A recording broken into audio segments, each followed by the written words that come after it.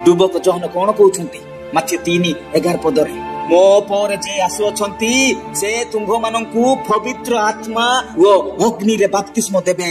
ମୋର ପ୍ରିୟ ବାପା ମା ଭାଇ ଭଉଣୀ ସାଙ୍ଗସାଥୀ ଅନେକ ଲୋକମାନେ ବନ୍ଧୁଗଣ ଆଜି ଆସନ୍ତୁ ପ୍ରତ୍ୟେକ ଜଣ ନିଜକୁ ନିଜେ ପରମେଶ୍ୱରଙ୍କ ଠାରେ ସମର୍ପଣ କରି କୁହନ୍ତୁ ହେ ପ୍ରଭୁ ତୁମରି ସେହି ଅଗ୍ନିରେ ବାପ୍ତିସ୍ମ ଚାହୁଁଛୁ।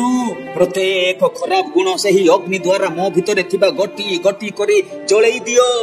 ମୋ ଭିତରେ ଥିବା ପ୍ରତ୍ୟେକ ଆତ୍ମିକରେ ବଢିବା ପାଇଁ ରୋକୁଥିବା ବିଷୟ ଗୁଡାକ ପ୍ରତ୍ୟେକ କମି ରହିଥିବା ବିଷୟ ଗୁଡାକ ଯାହା ସବୁ ତୁମକୁ ଦୁଃଖ ଦେଉଛି ସବୁ କିଛି ଜଳେଇକି ଭସ୍ମ କରିଦିଅ।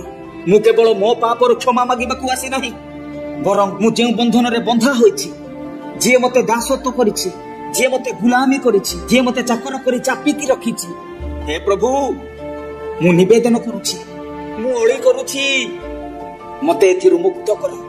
ତୁମରି ସେହି ଅଗ୍ନିରୁ ସବୁ ଜଳେଇ ମୂଳରୁ ନଷ୍ଟ କରିଦିଅ ଯାହା ଫଳରେ ମୁଁ ପୁଣି ଥରେ ଏହି ପାପରେ ନ ଫସେ ନ ପଡେ। ସମସ୍ତ ବିଷୟକୁ ପଛକୁ ଛାଡି କେବଳ ସେହି ତୁମରି ଅନନ୍ତ ଜୀବନ ଆଡକୁ ଯାଉଥିବା ସିୟନର ପଥକୁ ବାଛି